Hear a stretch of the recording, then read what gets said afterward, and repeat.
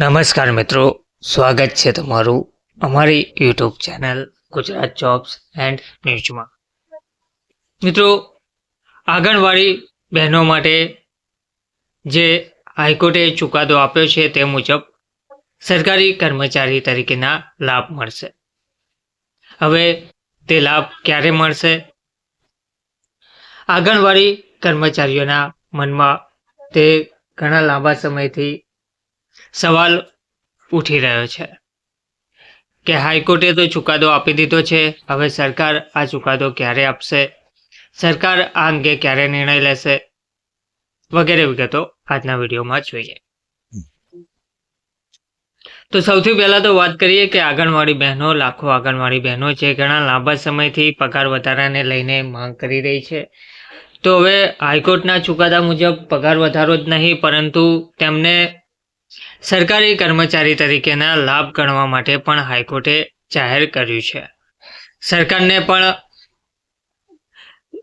ચેતવણી આપી છે કે તમે આંગણવાડી બહેનોને તેમના કામ પ્રમાણે લઘુત્તમ વેતન આપો અને પગારમાં વધારો કરો। સરકારી કર્મચારીની જેમ જે લાભો સરકારી કર્મચારીઓને મળે છે તે મુજબ વર્ગ 3 અને વર્ગ 4 સમક્ષ તેમને પણ આંગણવાડી બહેનોને પણ સમાવવામાં આવે તેવું કહેવામાં આવ્યું છે। તે મુજબ લાભો આપવામાં આવે તેવું સ્પષ્ટપણે કહેવામાં આવ્યું છે। હાઈકોર્ટે વધુમાં સરકારને જણાવ્યું છે કે 6 મહિનાની અંદર આ અનેક નીતિ લાગુ કરવામાં આવે।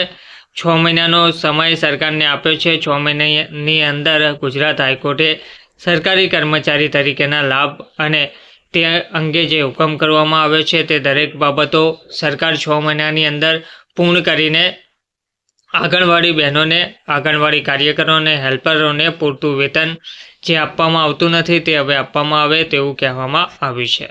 સરકારની વિવિધ મહિલા અને બાળકો માટેની યોજનાઓને ગ્રાસરૂટ લેવલ ઉપર પહોંચાડતી આંગણવાડી મહિલા કાર્યકરો અને હેલ્પરોને પૂરતું વેતન આપવામાં આવતું નથી, તેમાં હાઈકોર્ટના ચુકાદામાં તેમને રાજ્ય સરકારના વર્ગ 3 અને 4ના કર્મચારી ગણવા અને ભરતીના નિયમો લાગુ કરીને મળવાપાત્ર લાભો આપવા માટે ભારતીય મજદૂર સંઘ દ્વારા પણ મુખ્યમંત્રી ભૂપેન્દ્ર પટેલને લેખિતમાં રજૂઆત કરવામાં આવી છે, જેમાં આંગણવાડી બહેનોને જે મળવાપાત્ર રહેશે તે રહેશે મિનિમમ પે સ્કેલ આપવા અને 6 મહિનાની નીતિ વિષયક નિર્ણય લેવા માટે ચુકાદા મુજબ નિર્ણય લેવા પણ માગણી કરાઈ છે।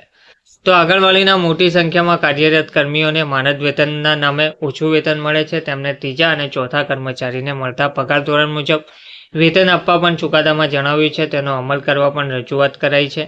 મહિલા અને બાળ વિકાસ વિભાગ આ ચુકાદાનો અમલ કરવા ઝડપી કાર્યવાહી કરે તે માટે સૂચના આપવા પણ સંગઠનના અગ્રણીઓ દ્વારા જણાવવામાં આવ્યું છે। તે સાથે જ મહિલા કર્મીઓને લાભ મળે તે માટે તેમને કાયદાકીય રીતે વધુ ગૂંચવવામાં ન આવે તે માટે પણ રજૂઆત કરવામાં આવી છે।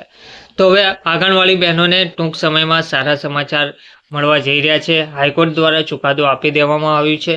તો આંગણવાડી કાર્યકરો, હેલ્પરોને 6 મહિનાની અંદર સરકારી કર્મચારી તરીકેના લાભ મળશે, લઘુત્તમ વેતન મળશે, પગાર ધોરણ સારું મળશે, પગારમાં વધારો થશે।